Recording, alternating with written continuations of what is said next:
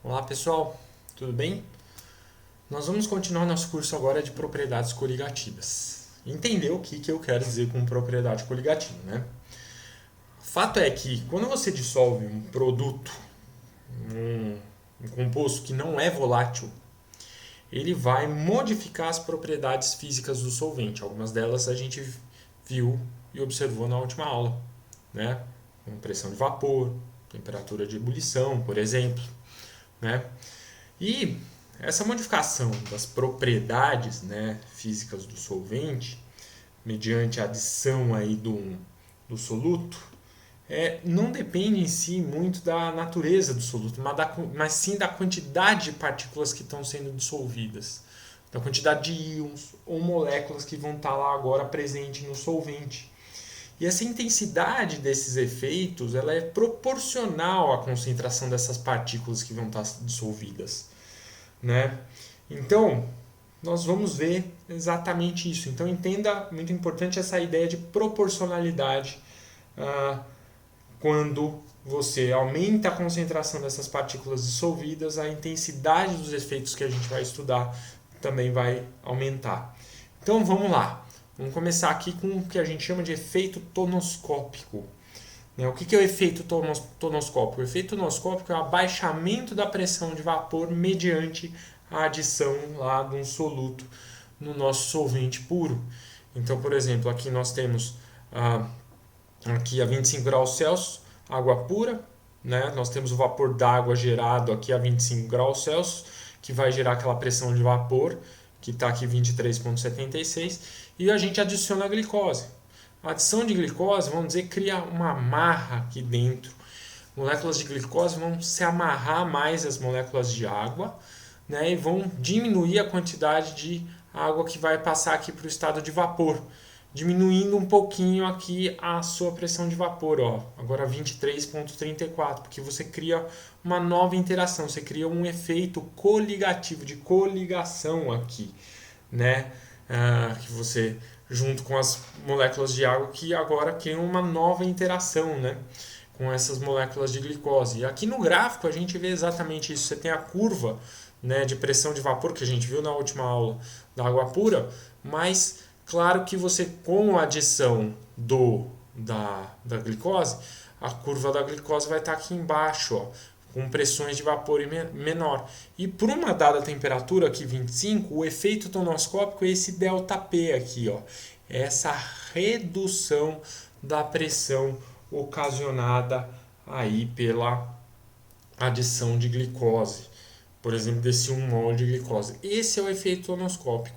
Tá? Então, atenção de saber, por exemplo, desenhar uma curva qualitativa comparando uma substância pura, um solvente puro, né, com agora uma solução, né, a redução da pressão de vapor. Muito bem, que é o ΔP. Sempre aquela solução, a curva abaixo da substância pura. Muito bem. Então, para descrever o efeito tonoscópico, precisa da lei de Raoult, né? Então, o que nós temos na lei de Raoult? A lei de Raoult diz o seguinte: você tem a pressão de vapor da solução, tá? PV é pressão de vapor, nada de pressão vezes volume, hein? É pressão de vapor aqui, né?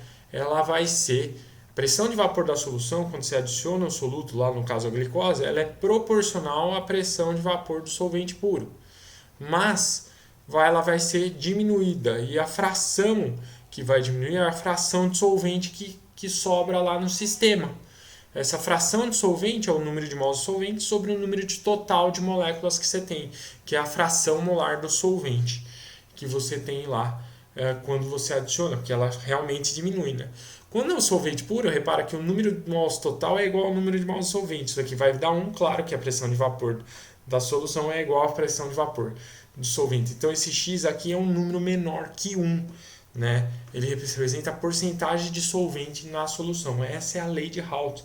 E a gente compara, aquele ΔP é simplesmente a comparação da pressão, a pressão da solução menos a pressão do solvente puro. Certinho? Esse é o efeito tonoscópico que a gente tem. Muito bom.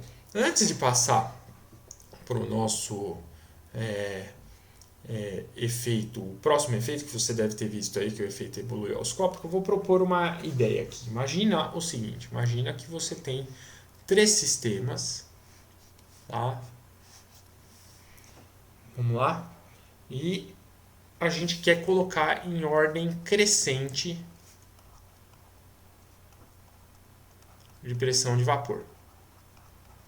Tá? Então, primeiro sistema, todos têm água, mesma quantidade de água, tá? Mesmo se não tivesse. E aqui eu vou adicionar, nesse sistema 1, eu vou adicionar 1 mol de glicose. Então, imagina que nós temos 1 litro em cada sistema de água, mas daí, depois que se adiciona, você coloca 1 mol de glicose.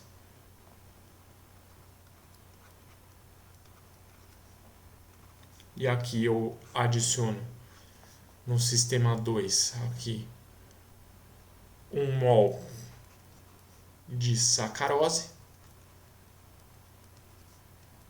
E aqui no sistema 3 eu adiciono 1 mol por litro, né, que sofre 100% de dissociação de NaCl. Tá? A pergunta é: qual é o sistema, né? Vamos colocar em ordem crescente de pressão de vapor aí que a gente tem, tá? Então, comparado com a água pura. Então, qual é aquele que vai gerar menor pressão de vapor? Vai gerar o maior abaixamento de pressão de vapor. Então, claro, aquele que tem a maior pressão de vapor é a água pura. Certamente. Né? Porque quando você coloca o soluto, ele tem certamente a maior pressão. Aquele que tem o menor, cuidado. Esse daqui não sofre dissociação iônica, porque são compostos moleculares. Isso daqui sofre dissociação molecular. Então você está colocando, você vai ter 1 mol por litro dissolvido aqui dentro. Né? Só que agora você está jogando o sólido, né, o pozinho lá de glicose, pozinho de sacarose, agora você vai ter 1 mol por litro dissolvido aqui de sacarose. Agora aqui esse cara sofre dissociação molecular, assim como a glicose. Né? Então você vai ter 1 mol por litro desse cara. Então a quantidade, o abaixamento de pressão de vapor ocasionado pela glicose, pela sacarose é igual, porque você acaba gerando a mesma quantidade de número de partículas ou de moléculas dissolvidas no sistema. Agora, o NaCl, toma cuidado, o NaCl ele sofre dissociação iônica 100%. Então, todo NaCl vai se transformar em Na mais Cl-. Então, em 1 litro, você tem 1 mol de NaCl, você vai ter 1 mol de Na mais e 1 mol de Cl-. Ou seja, a quantidade total de íons dissolvidos aqui é 2 mol por litro. Tá? Porque é a soma desses dois caras. Então, quem gera maior quantidade de partículas dissolvidas aí no sistema é o NaCl, ou seja, é aquele que vai ter a maior redução da pressão de vapor. Então, a pressão de vapor do NaCl aqui é a menor, depois vem a pressão de vapor da sacarose igual à pressão de vapor da glicose, certo? E a pressão de vapor maior gerada pela água pura. Certinho? Então, aquele que gera maior redução de pressão de vapor, certamente é o NaCl, porque ele gera 2 íons. Aí o Na mais e o Cl-. Ele gera o dobro do efeito. Tá bom? Então, beleza. Essa é a ordem crescente de pressão de vapor gerada aí nos sistemas. Beleza? Então, só para exemplificar, cuidado com isso. Tá? Essa é a parte muito interessante e muito importante aí para a gente. O segundo efeito que a gente vai ter é o efeito ebulioscópico. Quem entende o efeito de pressão de vapor, entende o efeito aí ebulioscópico. Por quê? Porque o efeito ebulioscópico tem a ver com o efeito da pressão de vapor. Né? A gente lembra que para entrar em ebulição, você tem que ter o quê? Você tem que ter justamente a igualdade da pressão de vapor, né, do sistema com a pressão externa. Né? Então, vamos lá, como é que a gente vai ver o efeito ebulioscópico? Adicionar um soluto no sistema vai promover, como reduz a pressão de vapor, né, da solução, do solvente, que agora está lá, tem um soluto dissolvido no sistema, como a pressão de vapor agora está menor, para que você iguale com a pressão externa que se manteve a mesma, você vai ter que dar mais energia. Você vai ter que aquecer mais, ou seja, você vai ter que chegar a temperaturas de ebulição maior.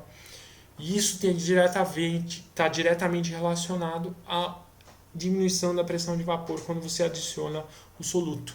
Então, o efeito ebulioscópico faz um aumento. Quando você adiciona um soluto, você aumenta a temperatura de ebulição, por exemplo, da água. Então, a água pura, a um ATM externo aqui, 100 graus Celsius. Quando você adiciona a glicose, meio mol de glicose aqui, em 1 litro, você vai ter um aumento, vai para 100,26 graus Celsius, tá? Por exemplo.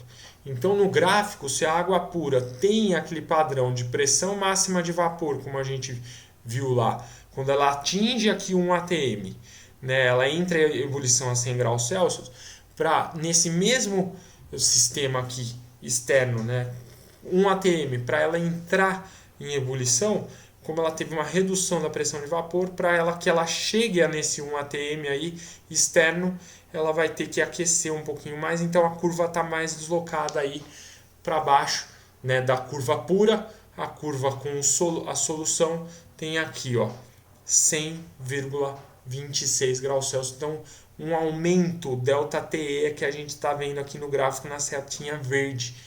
Beleza? Ebulição do solvente puro, ebulição do solvente na solução. Esse é o efeito de ebulioscópico, o aumento.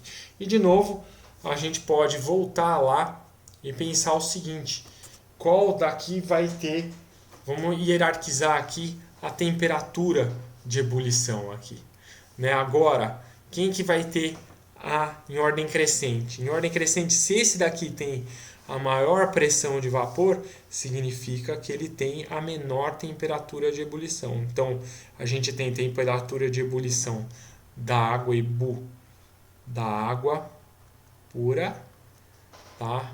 Da água pura. Depois vem o quê? Depois vem a temperatura de ebulição da sacarose, igualzinha da glicose, porque a quantidade de partículas é a mesma. Tá? Beleza? Muito bem.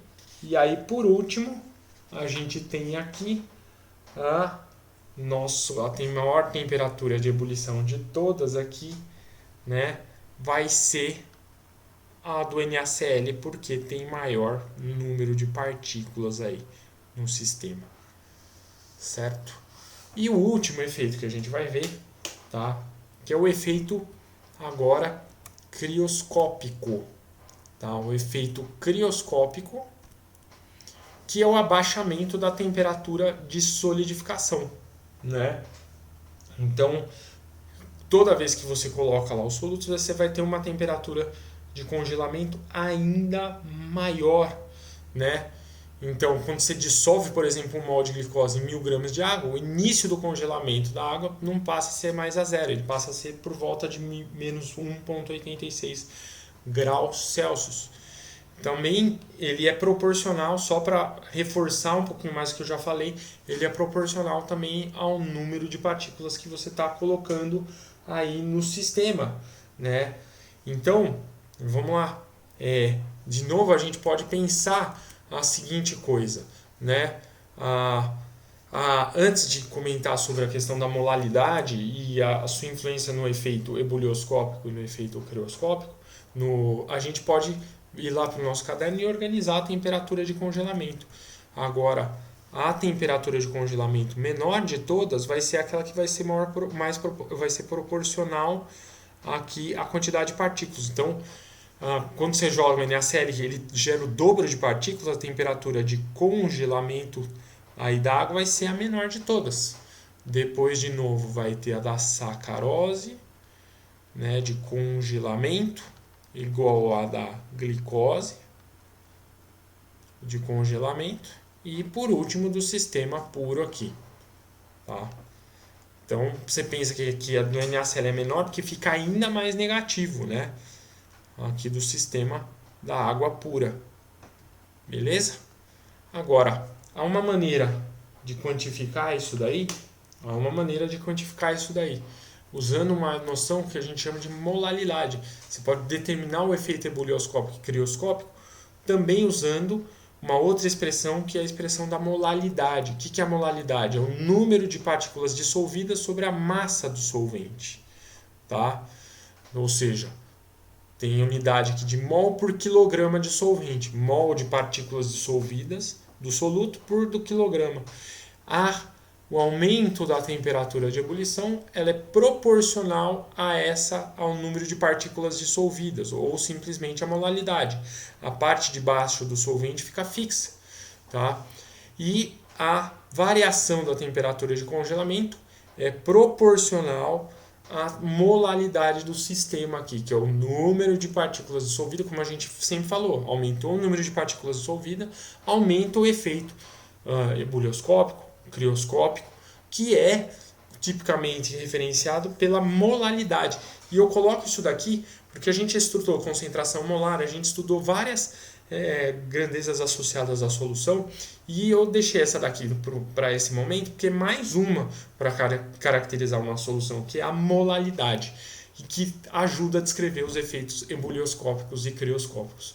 Tá? Ke e Kc são as chamadas constantes ebulioscópicas e crioscópicas e tem a ver com a solução, o tipo de solução que você está tratando, se é a solução salina, a solução de glicose e tudo mais.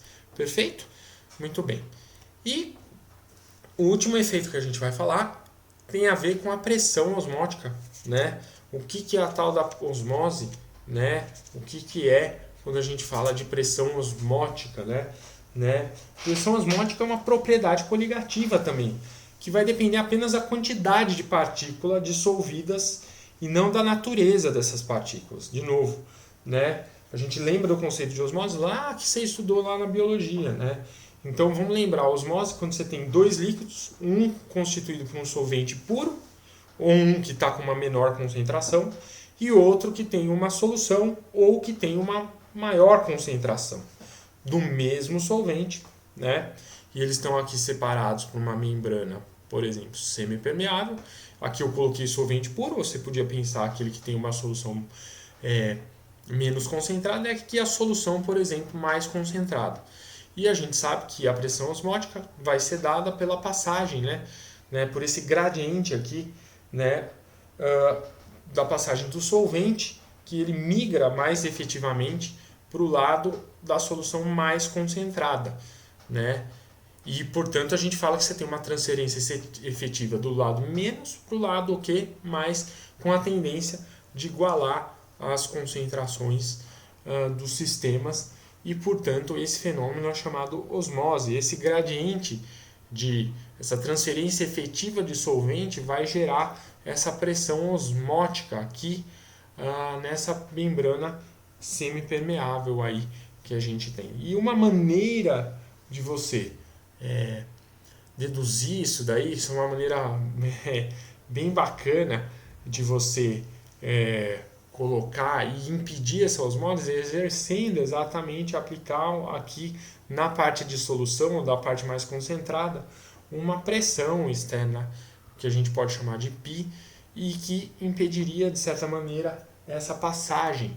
Ou você poderia, de certa maneira, medir, né, essa pressão que está sendo exercida na membrana semipermeável, através de um êmbolo aqui, acoplado nessa parte da solução.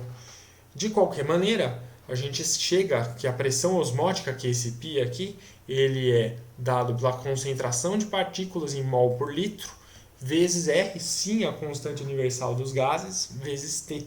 É um análogo que se faz para calcular como se fosse um sistema gasoso, para calcular essa pressão osmótica que está sendo exercida aí nessa membrana semipermeável.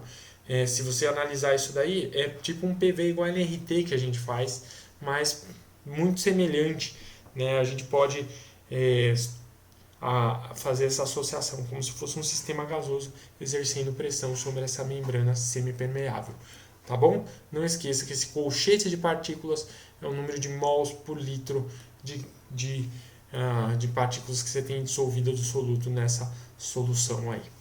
Muito bem. E a gente, só para comentar, é possível a gente trabalhar com uma ideia de osmose reversa.